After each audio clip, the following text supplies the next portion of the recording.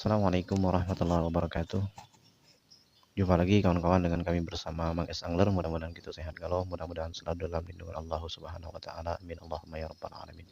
Sahabat-sahabat semua, kali ini kita masih berada di bulan Rabiul Awal, tapi di penghujung bulan Rabiul Awal, bulan yang di dalamnya dilahirkan manusia mulia di antara yang dimuliakan, manusia terbaik di antara yang terbaik, manusia yang agung di antara yang agung, yaitu siapa lagi kalau bukan baginda Nabi besar Muhammad sallallahu alaihi wasallam. Yuk kita bersama-sama untuk terus bersalawat kepada beliau, dengan mudah-mudahan dengan salawat yang kita baca Allah Subhanahu wa taala dan Rasul kita Muhammad sallallahu alaihi wasallam mengakui kita sebagai umat beliau dan dimasuk ke dalam golongan beliau. Amin Allahumma ya rabbal alamin. Dan mudah-mudahan kelak setelah yaumil qiyamah di padang mahsyar kita terakui sebagai umatnya.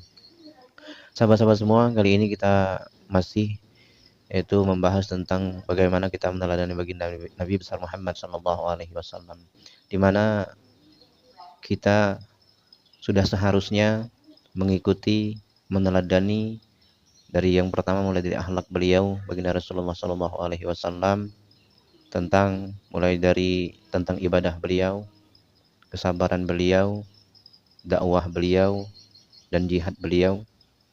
Semuanya sudah seharusnya kita meneladani beliau. Ada satu hal yang paling sangat-sangat mengharukan sekali yang sepatutnya kita teladani dari baginda Rasulullah Sallallahu Alaihi Wasallam. Sahabat-sahabat beriman yang dirahmati Allah, bagaimana Rasulullah Sallallahu Alaihi Wasallam yaitu menghadapi ujian dari Allah Subhanahu Wa Taala ketika beliau ditinggalkan oleh orang-orang yang dicintai beliau, terutama yaitu yang pertama di perang Uhud, wafat paman dari baginda Nabi besar Muhammad Sallallahu Alaihi Wasallam, yaitu Hamzah bin Abdul Muthalib, di mana di sini riwayat mengatakan Rasulullah Sallallahu Alaihi Wasallam sangat bersedih sekali ketika Hamzah yaitu dibunuh oleh Wahsy, yaitu dengan tombak Wahsy. Wahsy ini menancapkan tombaknya dan menembus ke jantung yaitu Sayyidina Hamzah, itu paman dari baginda Nabi Muhammad Sallallahu Alaihi Wasallam. Dan setelah itu karena suatu dendam yang sangat luar biasa, Hindun sampai memakan jantung dari Hamzah. Tapi sebagian riwayat mengatakan bahwa jantung itu tidak dimakan oleh Hindun.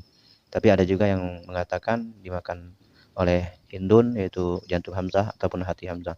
Jadi riwayat ini berbeda pendapat dalam riwayat ini. Tapi yang pasti Hamzah itu sampai dirobek dadanya dan dibelah dadanya oleh Hindun karena dendam ketika ayah Hindun itu wafat, dan juga suami dari Hindun itu wafat. Keluarga Hindun itu banyak yang wafat di perang Badar, perang sebelumnya. Jadi dendam itu sampai ke medan Uhud ya sahabatku. Subhanallah. Jadi dengan wafatnya paman dari baginda Nabi Muhammad Sallallahu Alaihi Wasallam, Hamzah ini, Rasulullah Sallallahu Alaihi Wasallam sangat bersedih, sangat terpukul. Sampai menurut riwayat dikatakan 70 kali disolati. Itu Hamzah ini sampai 70 kali disolati oleh Rasulullah Sallallahu Alaihi Wasallam.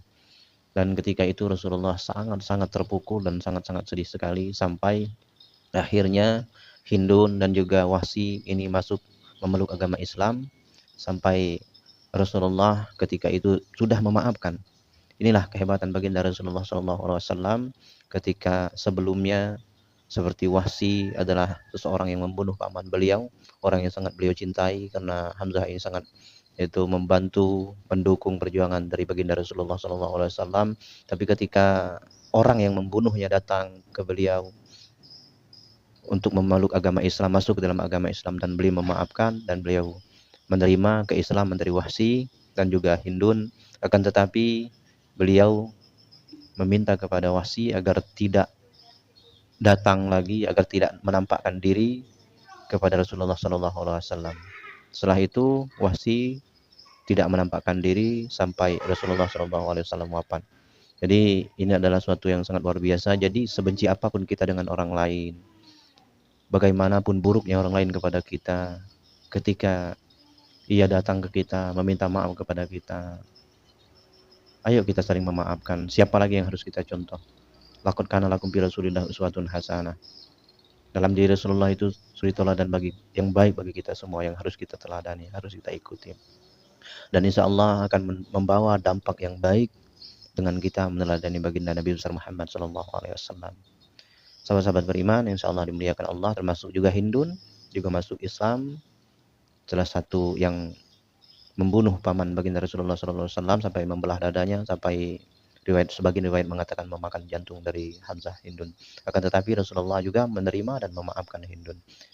Itulah sifat kemuliaan Rasulullah SAW, sifat pemaaf yang sangat-sangat luar biasa dari baginda Nabi besar Muhammad SAW. Dan akhirnya berjanji, kalau dulu tombak itu membunuh orang yang paling yang dicintai Allah dan Rasulnya, tapi setelah itu berjanji akan membunuh orang yang paling dibenci Allah dan Rasulnya, itu yaitu Musailamah Al-Kadzab.